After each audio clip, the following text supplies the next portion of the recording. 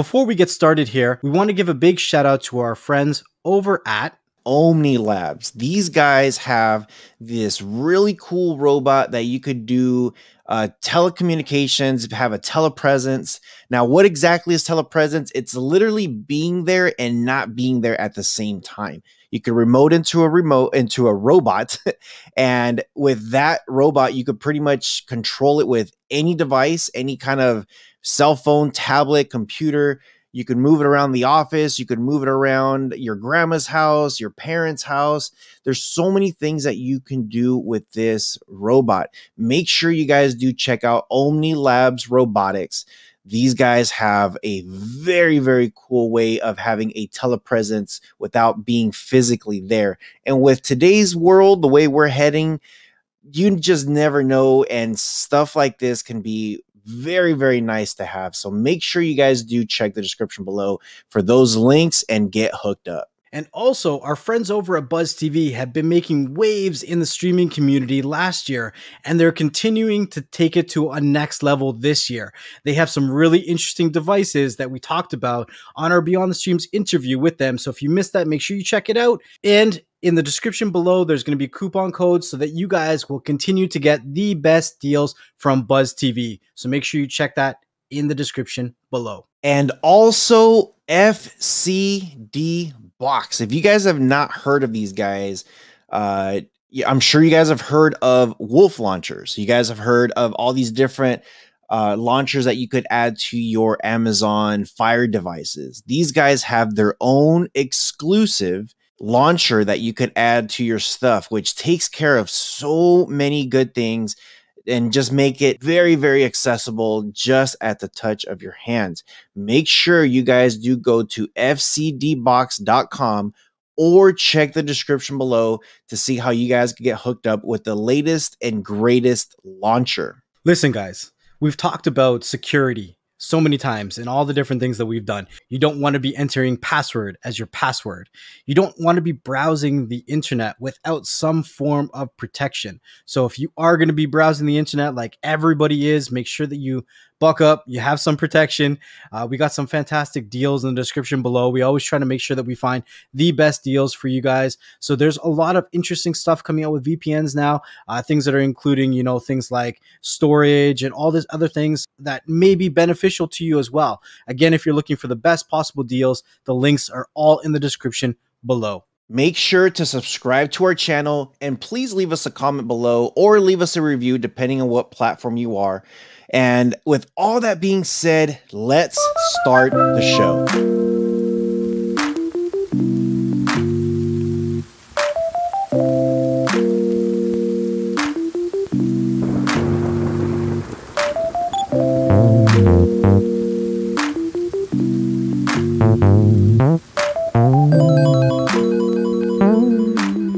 And we are back again.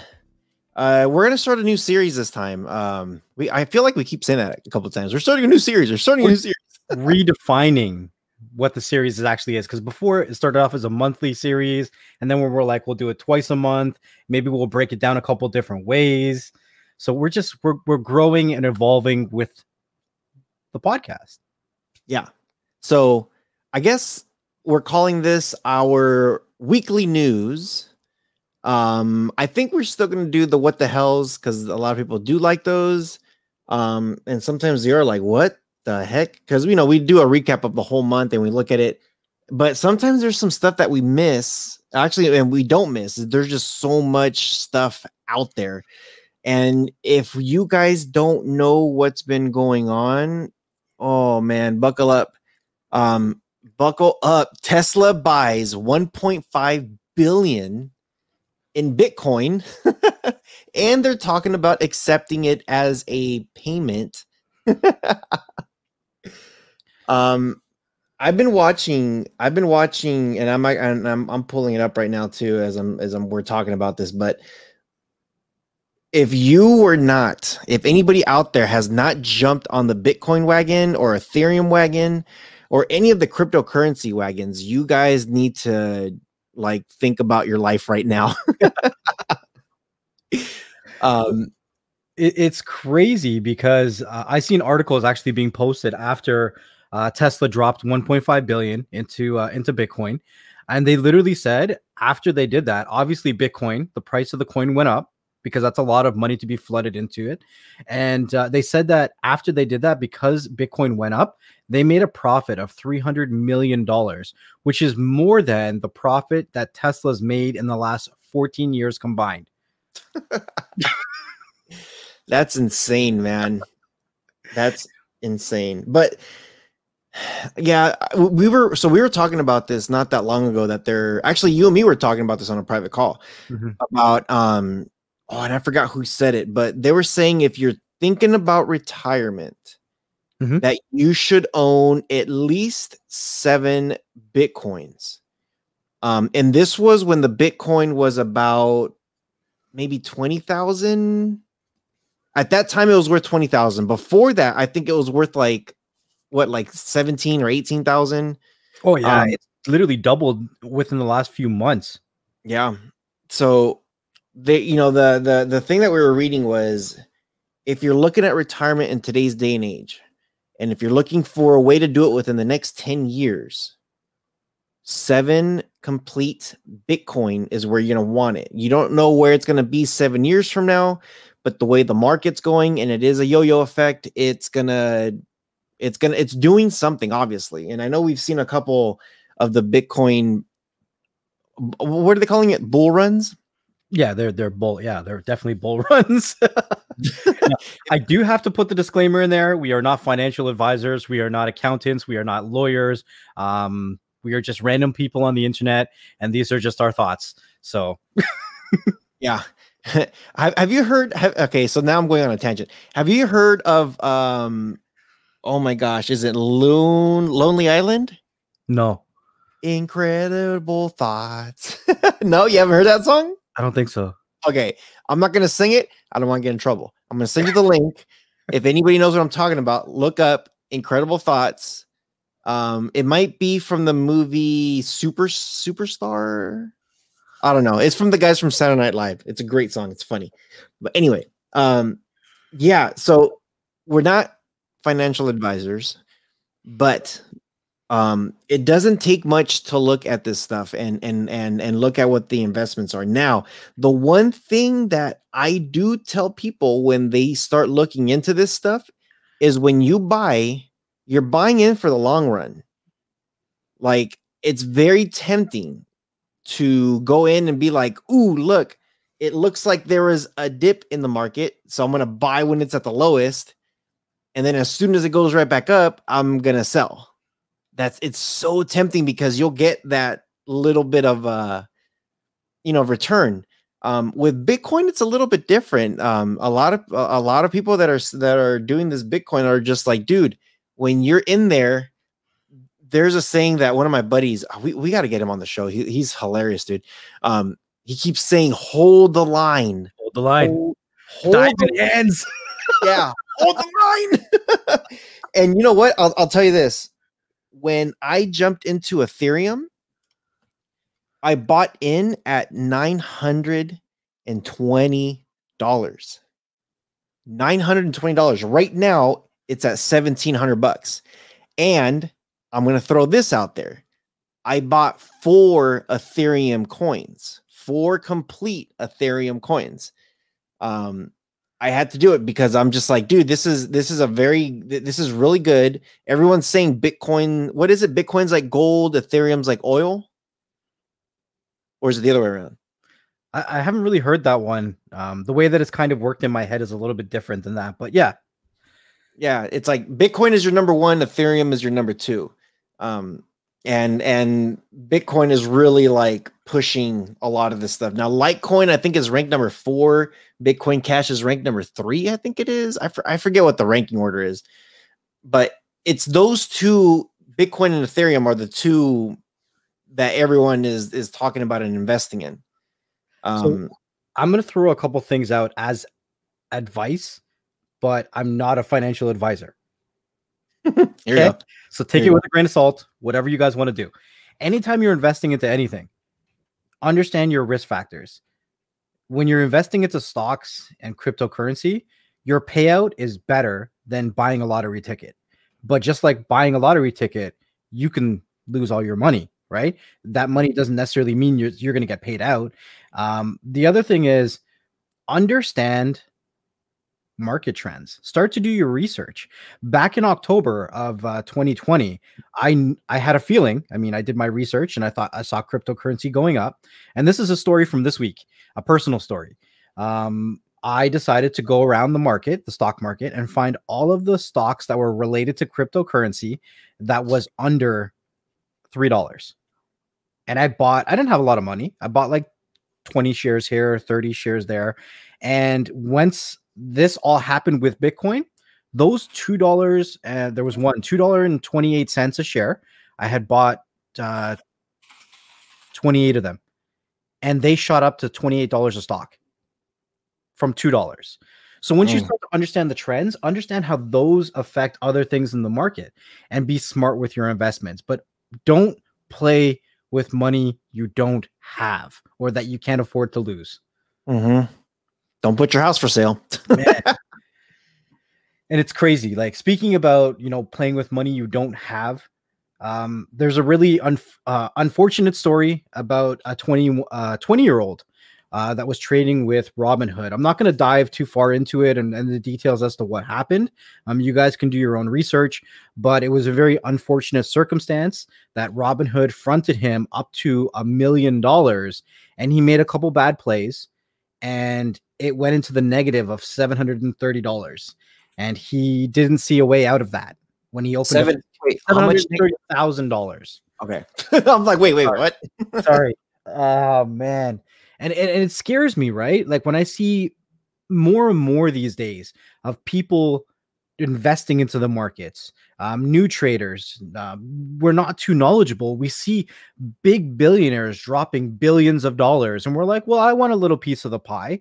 But when you start to borrow and invest on credit, you start to get into issues with you're inexperienced. Play with, I've talked to a lot of people in the past 2 weeks, and I'm like, look, start with $100, just $100, and see what you can do, because everything's a ratio. If you can double $100, right, in a month, then imagine if that was 1,000 or 2,000. But also, if you can double it, you can lose it. So understand your risk factor. It's very similar to gambling. Like, you really don't know where the market's going to go up, and you're putting your money in. You have, like, it's exactly what you just said. You have to be okay with whatever you're going to put in that you could potentially lose, and you have to be okay with it. So, with me, let's just say with Ethereum at 1,000, I got it for a little bit under that. But let's just call it 1,000 even. So $4,000 total. I was okay saying, if I lose it, I lose it. Hopefully I don't lose it, but I'm hopeful. Now, with that being said, I've also been playing a little bit. Like, this would be probably one of the best advices that I would give anybody. If you're kind of scared of losing money, if you put it in, let's just say you put $100 in, you're like, cool, I put $100 in, I'm not afraid of losing $100, whatever. If that money doubles, pull your 100 out, so now you're even, and leave the rest of it in there. So that way, if you lose it, that's money that you didn't have before to begin with. So that's kind of what I did with my investments. I was looking at Bitcoin and Litecoin, Lumens. Lumens was another one. There's a couple of them that I was looking into, and I was playing with it a little bit, and I got up to that amount where I'm just like, cool, here's my 4K. I pulled some of the money that I put in, I put some extra money in, and I'm like, let me get my 4 coins and see where it's at. But I'll be 100% honest.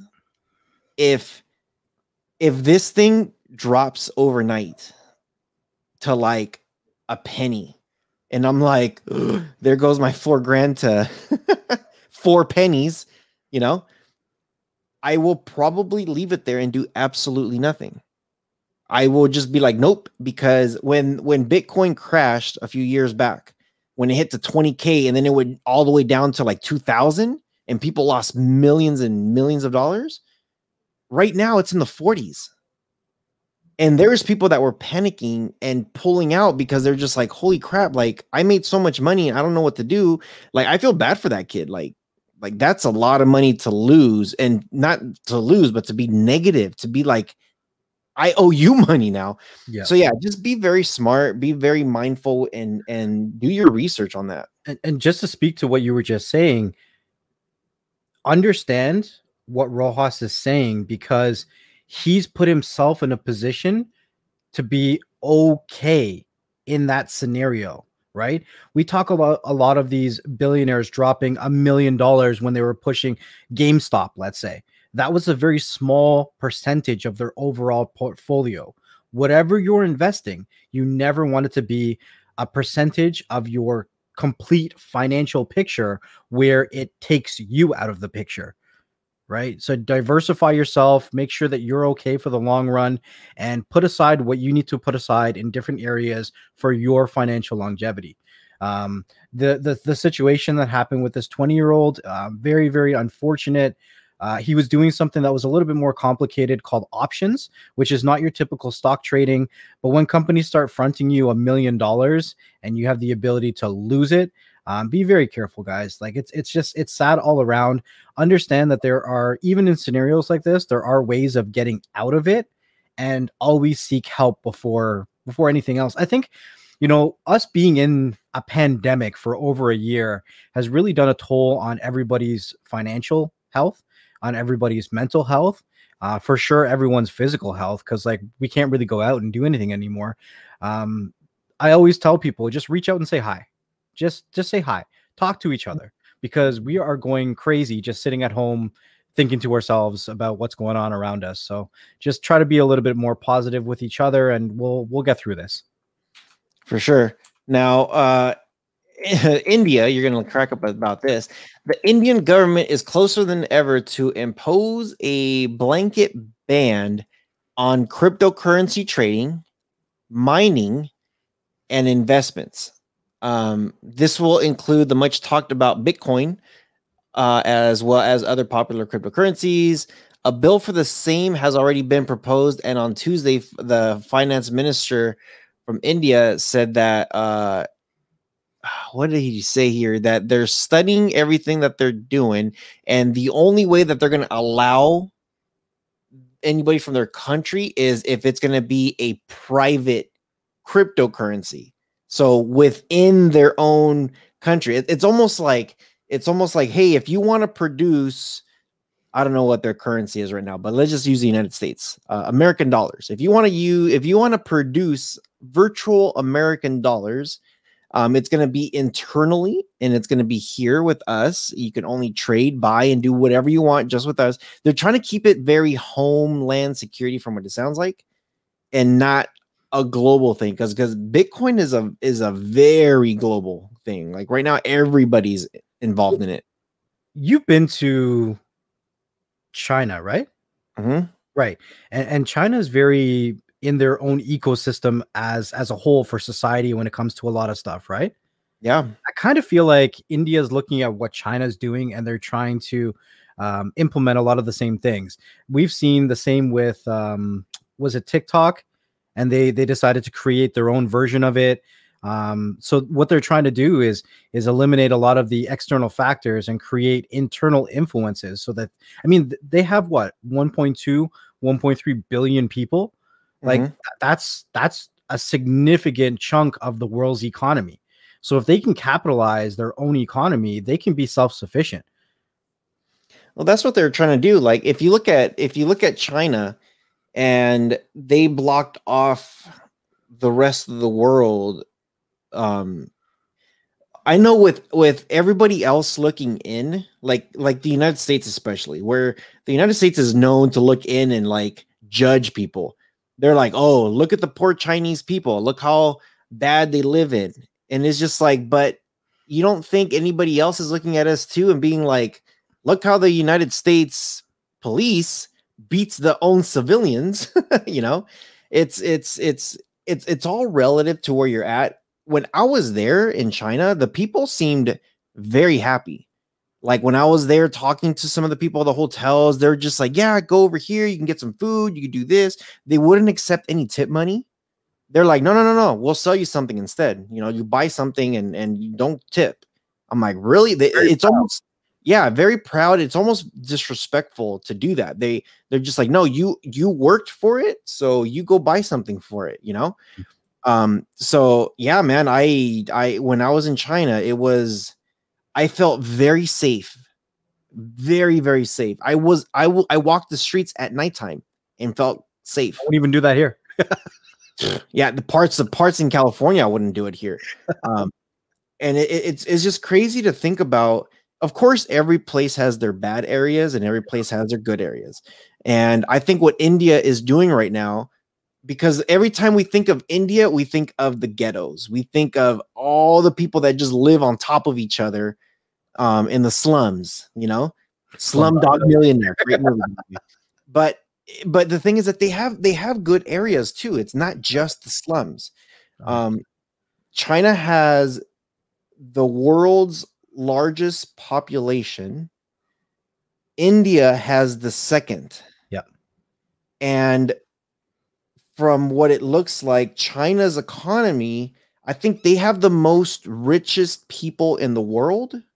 Not, I know someone's going to try to correct me. I didn't say the richest person in the world. I'm not talking about one.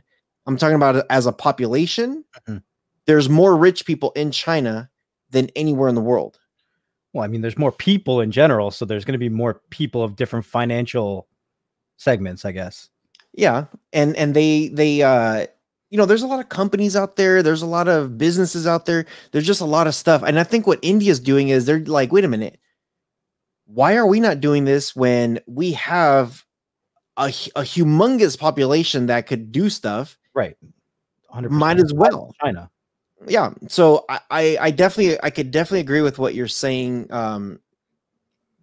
with in your content, that they're almost following their suit. And the United States used to be like a huge powerhouse, economy wise and military wise, and just about everything. Like you could go through the checkbox. Everything about the United States was like, this is the dreamland, you know? I think, and I hate to keep comparing everything to what's been happening in the stock market, but I don't have a choice right now because that's where my mind is at. But if you look at, I think it would be a fair statement to say the average person in North America has more financial value per person than some of these larger countries that have a larger population. But if we look at what happened with the stock market and with Robinhood and all these new people that were rushing into this to stock markets, and they were able to make a big impact on some of these big hedge funds that we talked about on our previous podcast, it's the same thing, right? So if we have a lot more people that are able to play the game within a more confined space, they can make a bigger impact. Right. So if we look at China, if we look at India, with the amount of population, some of them or the general population, you know, the average line of what is middle class could be different than what is middle class in North America. But if we get them all to play the same game and play together, they're a lot more impactful that way. Yeah, for sure. So, I mean, talking about playing the same game and making impacts, I saw an article about Jeff Bezos, and the article read, Jeff Bezos would owe $2 billion a year under the proposed Washington wealth tax. I believe this tax is going after people that have $1 billion or more. And, you know, Jeff Bezos has a couple billion, more than a couple billion. I think he's over 100 billion now. So I'll read you a snippet of the article. It says that legislators estimate the tax would raise about $2.5 billion in new revenue. About 100 taxpayers in the state have wealth in excess of $1 billion, according to the State Department of Revenue. But experts say the levy would only target about a dozen individuals. So they're saying $2.5 billion, but only targeting a dozen individuals. Wait, where's this money going to again? The state of is Washington State. Would be overly relevant on four of them: Bezos, Steve Ballmer, Bill Gates, and Mackenzie Scott. So those are the four people that would pretty much predominantly be giving 2.5 billion to, I guess, the state of Washington, according to the recent analysis published by Jared Walzak at the Tax Foundation. 97% of the revenue from the tax would come from those mega billionaires. Bezos, worth about 190 billion, would owe about 1.9 billion a year in taxes under the proposal. Gates, worth about 123 billion, would owe about 1.2. Ballmer, worth about 80 billion, would owe about 800 million, and Scott, Bezos' ex-wife, would owe roughly 570 million. So yeah, they're looking at taxing the rich and taking it for the state. Yeah, making the state richer, but not the people richer. Yeah, what are they going to do with it, right? Stupid.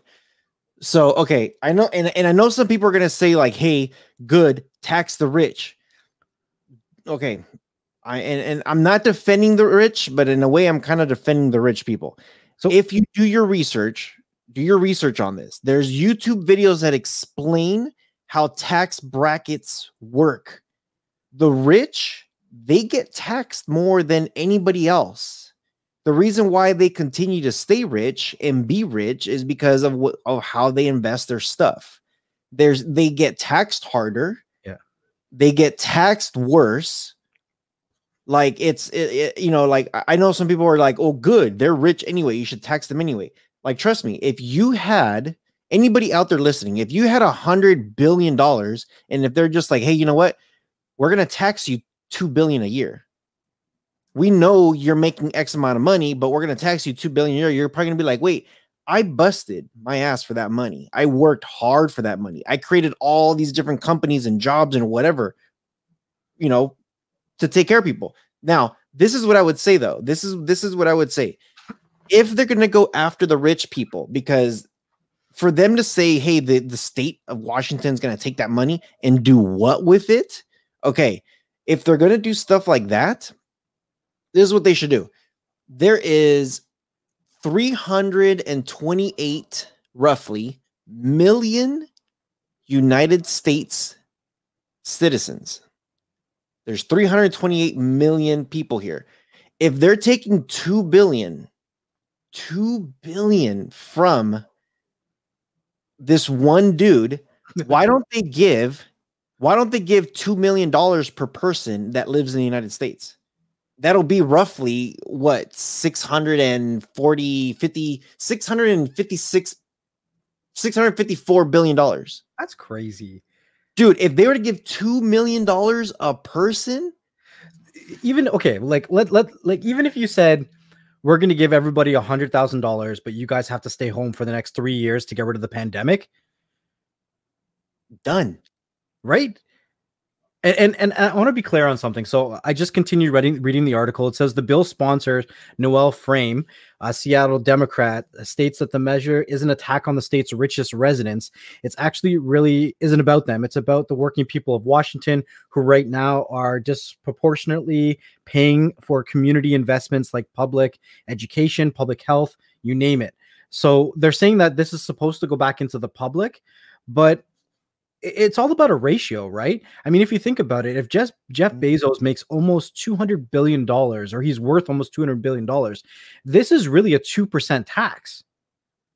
I mean, if I made 100 grand and I'm worth 100 grand and I had to pay a tax of 2%, what is that? $2,000? It's the same ratio, right? Yeah.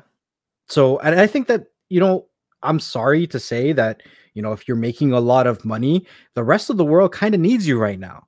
Like, getting a stimulus check of $600 is going to do you what? Yeah. And you know what? I think they should. I think what they should do is they need to get all the richest people in the world for each country, and every single legislator, senator, president, minister, queen, whatever have you out there, get together and say, look, you guys have this amount of money.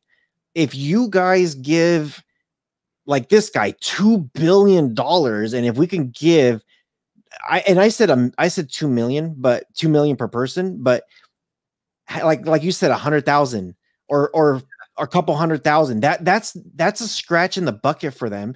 Why not say like, hey, look, how much money do you actually have to touch and spread? This is what we're gonna do. We're gonna give you. This is where, dude, they should say, hey, let's just give you a tax cutoff. I was thinking the same thing. Some kind of write-off. Yeah, let's give you a write-off for you giving X amount of money for people to be able to pay for their rent, their mortgage, their kids, their food, their whatever.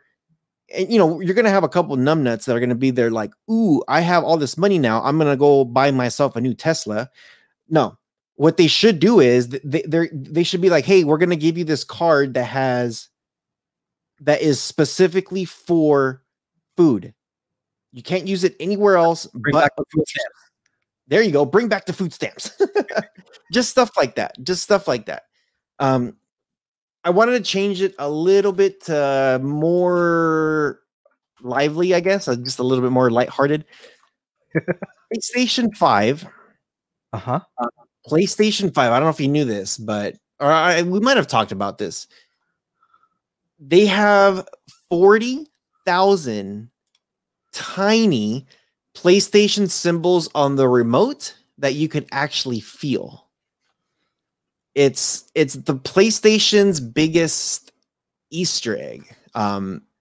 Typically, we don't show images here. So if you are watching this on the, and I wasn't going to do it, but I'm just like, you know what? The only way I could actually like show what I'm talking about is I got to show it to you guys. So check this out. This is from The Verge. Here's the PlayStation 5 remote.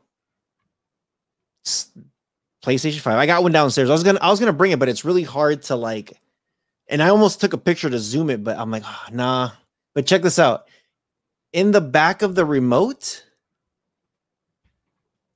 I don't know if you can see that, but in the back of the remote, that's all the PlayStation buttons. Yeah.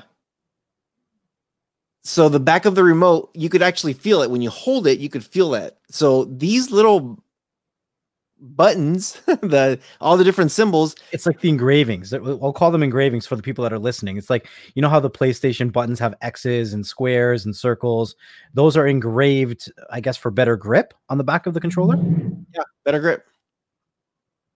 Better grip. It's just it's nuts. It's nuts how they did this, dude. It's they haven't said anything about PlayStation. Didn't say anything about it. They didn't say how they did it. They're not saying that there's how many there are. Like somebody went in there and actually The Verge counted every single one of those and said there's 40,000 of these suckers in there. How would you even count that? I would lose track. I would get dizzy. I don't know. But it's a huge, it's one of their biggest, it is PlayStation's biggest Easter egg that unless you watch a video like this, unless you watch, you read not comics, articles or stuff like that, you will never know.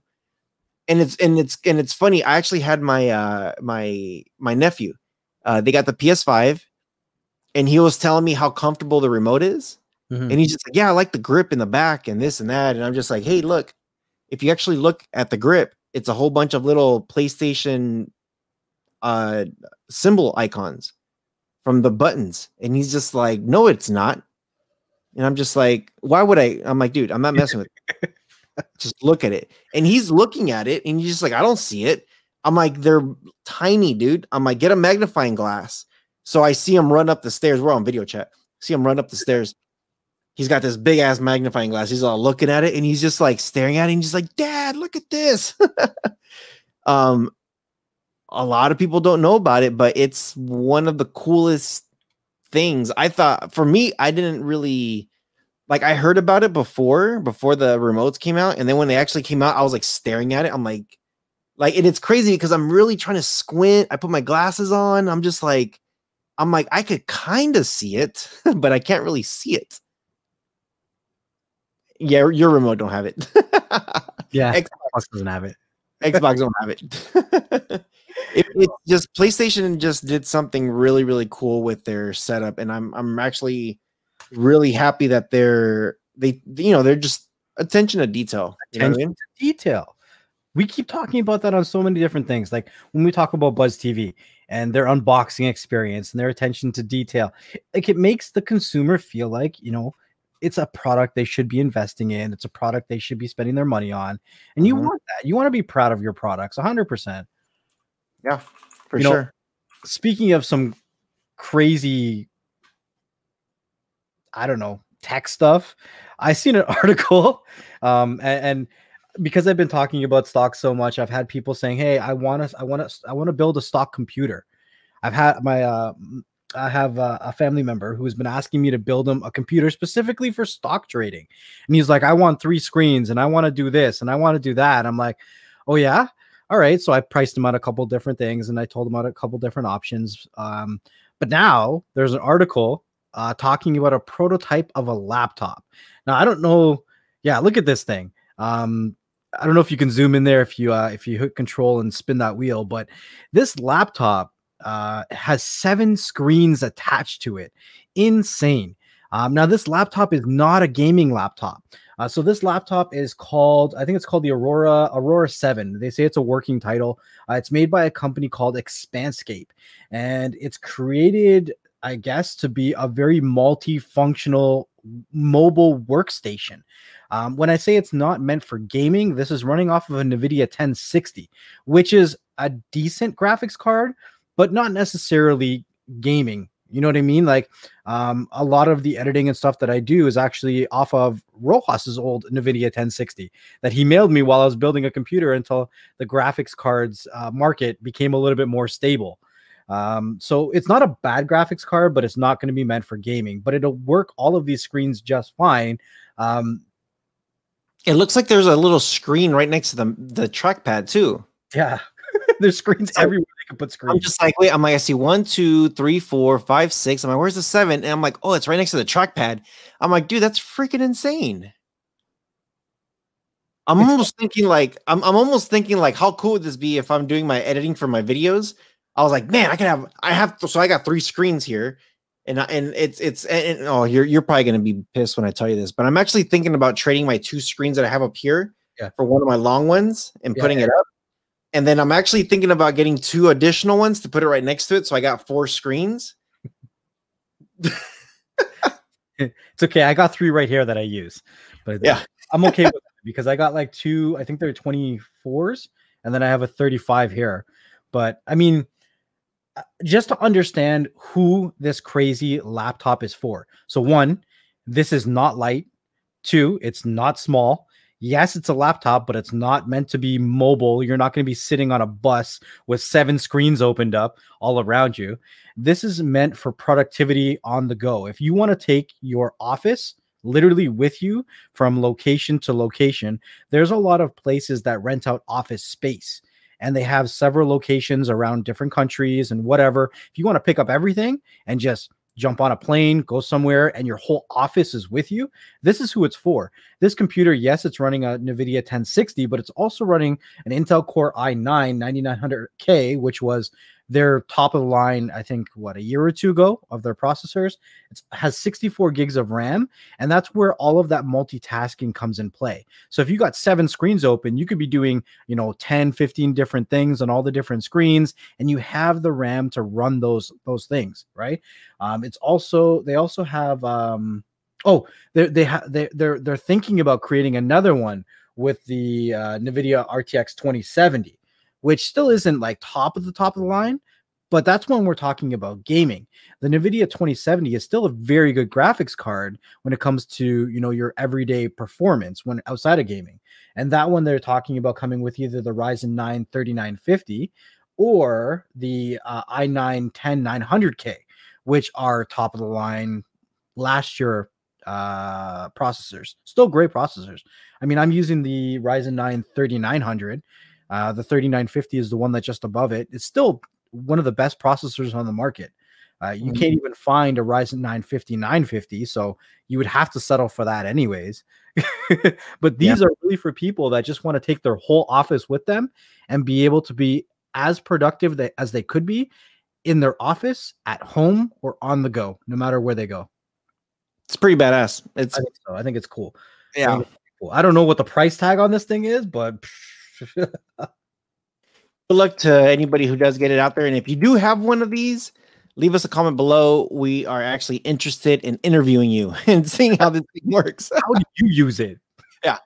So there is this new waterfall cell phone from Xiaomi. It's the first quad curved waterfall display concept smartphone. Um, Now, okay, my favorite phone of all time that I still miss to this day is the Samsung Note Curve phone, the Edge, Samsung Edge, whatever the hell it's called. I think it's the Note Edge. So the way it is, it's the edge of the phone curves all the way down, but it's just the one edge. And you could do a lot of stuff. You could slide and do all kinds of like bring a thing down, up. It was one of the coolest phones that I've ever had. And after that phone, I went to the S7 and then I'm on the Note 10 now. I am very interested in this phone. I'm not sure how it works. You know how here in the States, only certain phones are allowed. Yeah. I don't know if I can use a Xiaomi phone out here. I think you can, but I hope it's available out here because this phone is supposed to be like edged all the way around and you could do all kinds of stuff on all the edges and then on the main screen. It just looks like a super cool phone to me. I don't know. Have you seen it? I haven't seen it. No. It just, oh man, it just has that edge all the way across to the side. So if you have your phone like flat and it's like above you, even you could even see it on the side. And if stuff is coming up like text messages, it actually scrolls up from the bottom up. It's pretty neat, dude. And like some of these videos that I was looking at, they made it look like the water was like almost like falling down, and when you see it falling down, it's almost like disintegrating. It's kind of, I don't know, it just gives it a very cool, like, I don't know if you want to call it like optical illusion or something like that, but I'm very interested to see it when it comes out.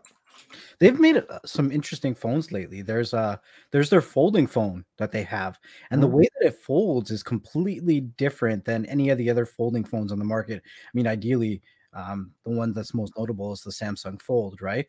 The way that it folds is so different, and it looks like a really nice phone. But the problem with Xiaomi is that they're not really accepted in the North American market, and they have no access to the Google Play Store, Google services. And a lot of us these days, especially those of us who have been using Android devices for years, we're very heavily invested in Google services. Some of us haven't managed our passwords. We have Gmail. You have to have a Gmail account when you're using a lot of this stuff. So it's kind of interesting to see how this goes forward over the next few years, because it doesn't look like Xiaomi is going to be stopping anytime soon. Their innovations, and we're going to have those of us as tech enthusiasts that are going to want to get our hands on these devices and really see if we can use them as a daily driver, because they're going to be challenging the top devices on the market, and they have been for years, and they're going to continue to do that. So I think it's going to be really, people are going to have to be really creative on how we're going to have to use Xiaomi devices in the future in North America. For sure. I really do hope it does come, because I've been able to test and review some of their Mi smartwatches, their Fit smartwatches, and some of the stuff that they got. I was like, man, this stuff is good stuff. It's really, and you're not paying a grip ton of money for them. So they're able to produce some great stuff. So fingers crossed it comes to the States, North America opens up to more products out there. It's more competition. So that's what is all about. So hopefully they allow it. We'll see. Hopefully. Speaking about opening up, here's the opposite. Google Stadia shuts down their Stadia development studios. This is really weird news because Stadia hasn't been around that long. It's just weird to hear that but it's not uncommon for Google to start a project and just squash it. Like we see this time after time again that Google will start something and be like, okay, we're going to do this. And then we're like, no, we're not doing it anymore. And we'll shut it down. They had a really good idea when they started Stadia, because Stadia isn't just about game development. The idea about Stadia is being a cloud-based gaming platform. But Google wanted to start its own game development studios, and they opened one in Montreal, they opened one in LA, and a couple other places. And when they started this back in 2019, they actually grabbed I believe his name is crap. It's leaving me right now, but his name was Jade. Jade. Yeah, and he Jade was Raymond. he worked on Assassin's Creed. Mm-hmm. So they brought him over from Assassin's Creed. I believe he worked with Ubisoft as well, and they started their game development. Right now, most people who are serious gamers or understand the industry, they understand that these games, these grade A games that we get, they're not developed in a year. It takes Mm-hmm. them years to make, sometimes even 5 years to make some of these games that they come out with. So for Stadia to start a development studio and squash it within what, 2-3 years doesn't make any sense to me. I Yeah. don't know what's going on. You would have dropped so many millions and probably billions of dollars creating these studios, creating what they've been working on, and just say, nope, goodbye. It doesn't make any sense to me. Google's epic failure. Yeah. That's all I'm saying. I don't understand. I don't. Yeah, I don't get it, man. It's like it's kind of sad to see how many things that they have failed on, especially like them being such a juggernaut house. It's like, hey, let's do this. You know how much money they lost by putting all this together?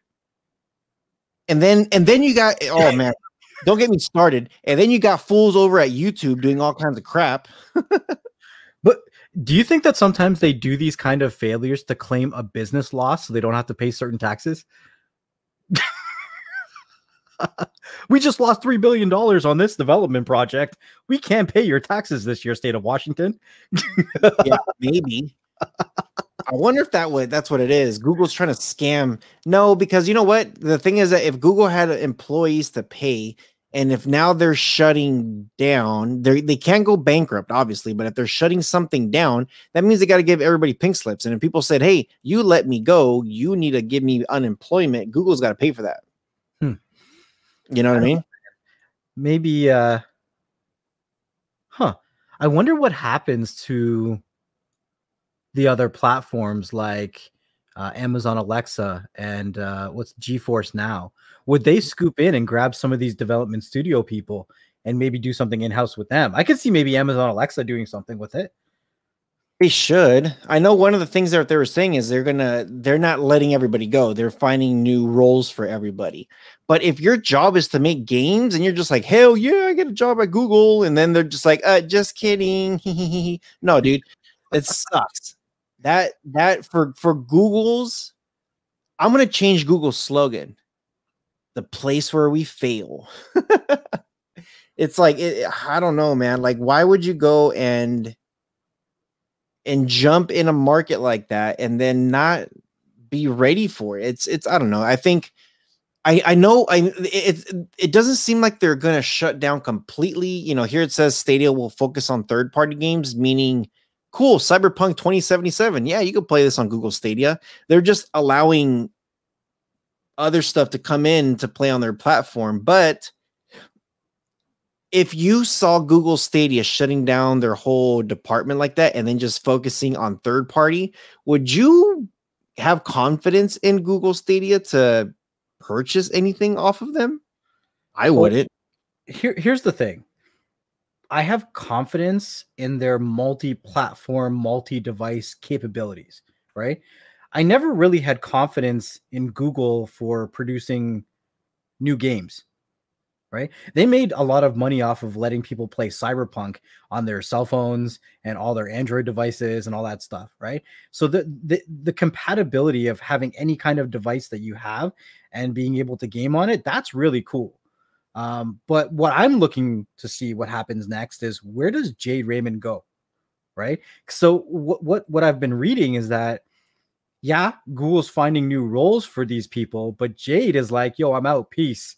And Jade is a very influential player when it comes to the market. She's worked with EA Games. She's worked with Ubisoft. She's worked on Assassin's Creed games, Star Wars games, like all kinds of stuff. So wherever she goes, I wonder what's going to happen next. Because she was brought on to Google Stadia to start the development process with these games.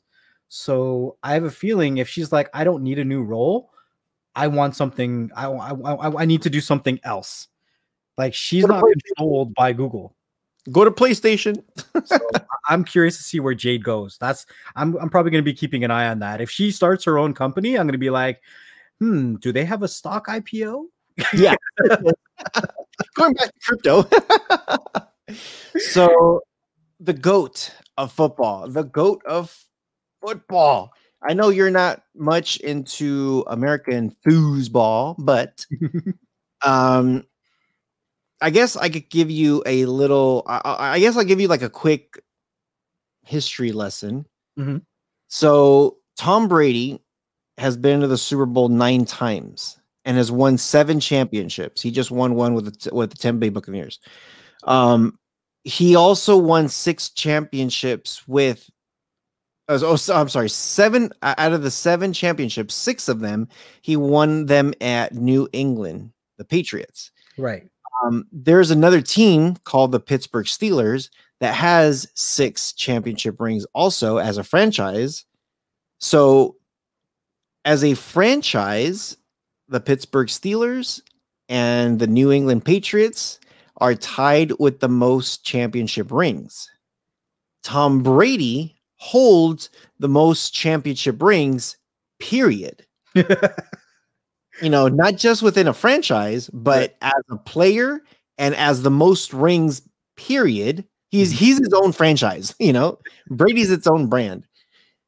So he's been in the league for, I think, either 20 years or almost 20 years. It might be 19 years, but I think let's just call it 20 years. That's a long life for a sports player. He's like 43, 44, something like that. He's up there, man. He's up there. And he plays at the highest level. Has he talked about retiring at all, or he was supposed to? And then he went to Tampa Bay, and then this was like, oh, this is your swan song. This is it. And then at the end, he's just like, we're coming back. I'm like, damn it, dude. Really? We know you're going to win another one next year. It's like, just write it off right now. He's going to win another one next year. It's nuts, dude. And you know what? I kind of hope he does. Because not only does he have the most championship rings as a player, he will hold that record.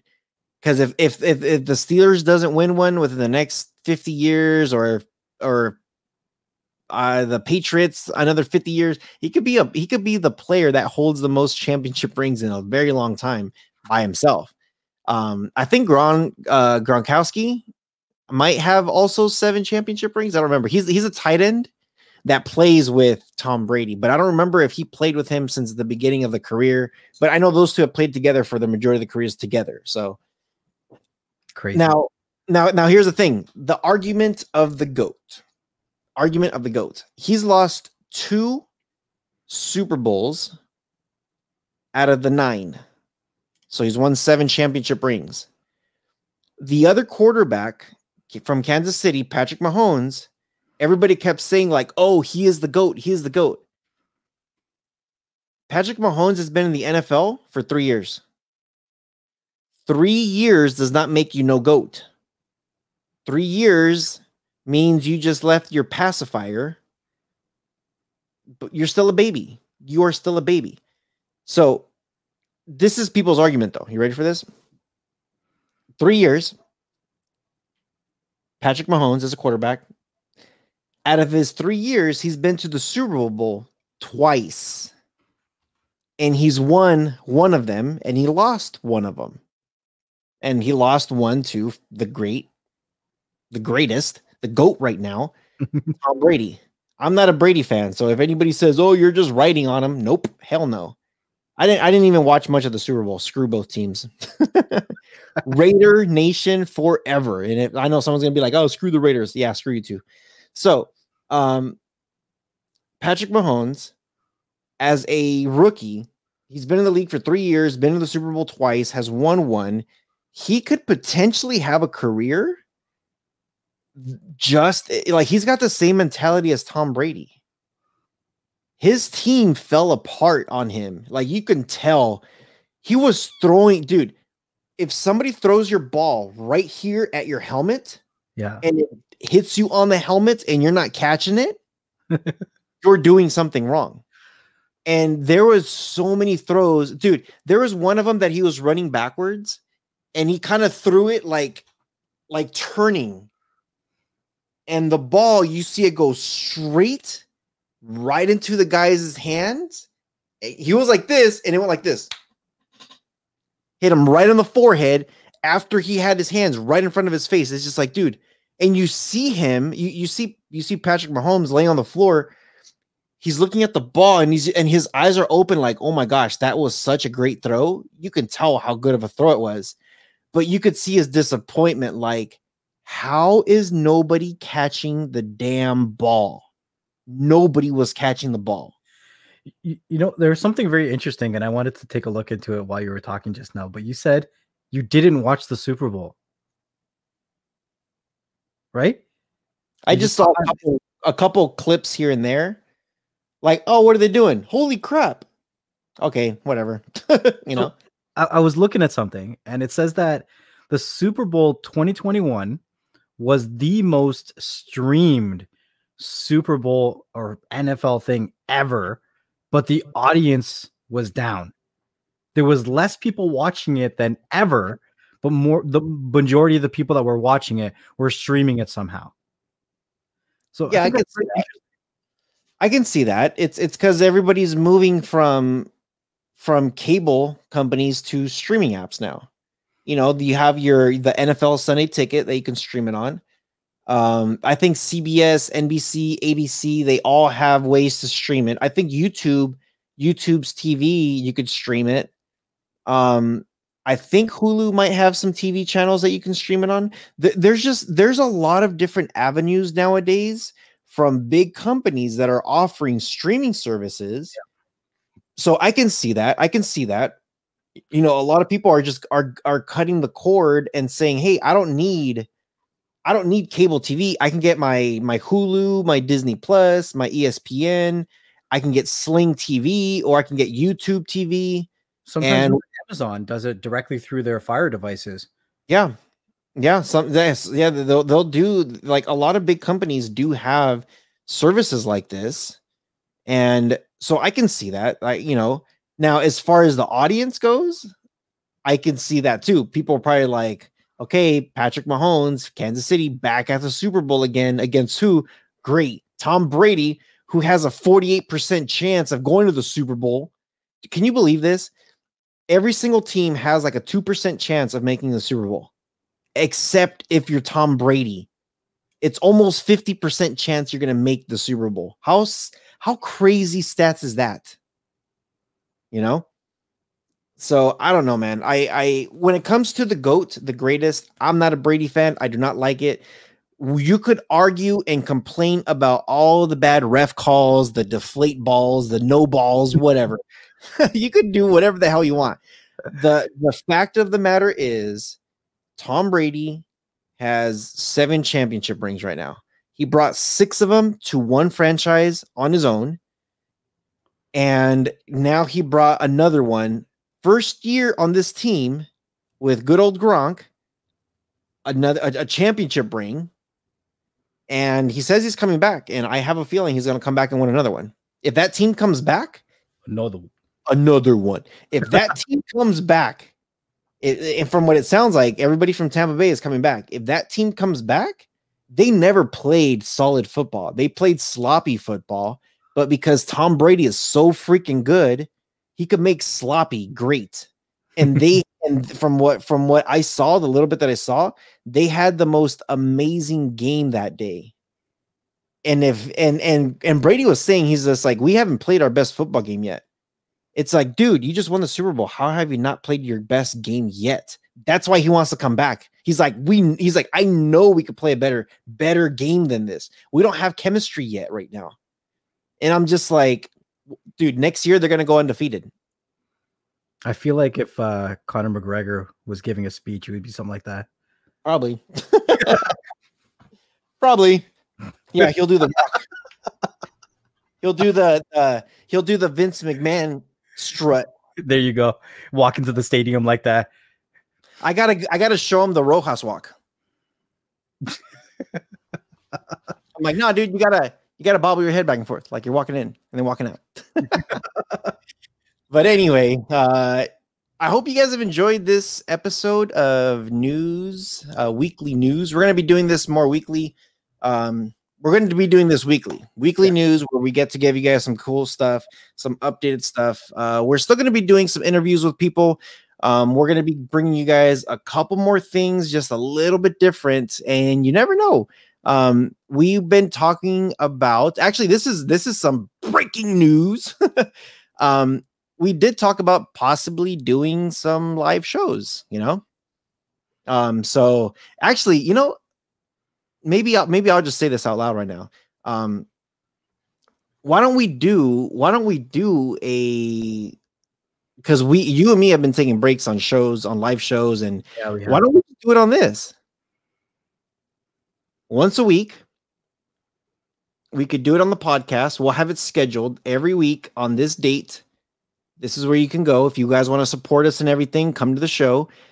If you can't, we're probably going to air it on the podcast anyway. We'll do a little switcheroo on some of the calendar dates where we could probably do is we could do this weekly news on Thursdays as a live show on the Beyond the Streams channel. Mm-hmm.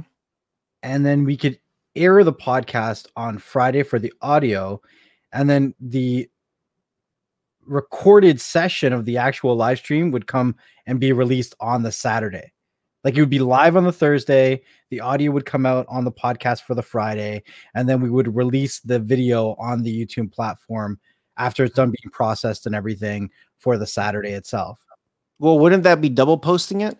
I'm saying we should do the live show on YouTube on a Thursday, for example, because that's when we typically drop a video, and then drop the audio on Friday, and then the video that we would have dropped on Thursday, drop that on Saturday. I guess that works too. Breaking news. Just a couple of truffle shuffle. A little bit of a truffle shuffle. We'll figure this out, but let us know if you reach the end of the audio of this, because this won't be a clip. Make sure you guys leave us a comment below. If you reach the very end of the show, let us know what you think of this idea. Are you guys down for that? That'll be something that would be cool to think about, to see. And it's actually, it'll probably be better because I know you Next Level and I have been doing live shows every Thursday, Friday. We've been taking breaks. We've been trying to figure life out. Maybe just doing one show a week where we just do something like this would be good too. Yeah, we'll figure it out. Let us know what you think. So any last words of wisdom before you find some chicken wings in your beard again? You know, just understand everything you do in life has a risk. Stay within your means, live within your means. Understand that everyone is stressed out. If anybody, you know, is coming off in any kind of negative kind of way, don't take it personal. Everyone's dealing with something in their life. Everyone has a struggle that we know nothing about. So just try to be, you know, humble, respectful, and be a little bit more positive, that you can affect somebody else's life in the smallest way. You have no idea how impactful it's going to be. So just keep being a human being. Keep being all that you can be in the army. I was hoping you were going to say in Beyond the Streams, but then no. On the streams.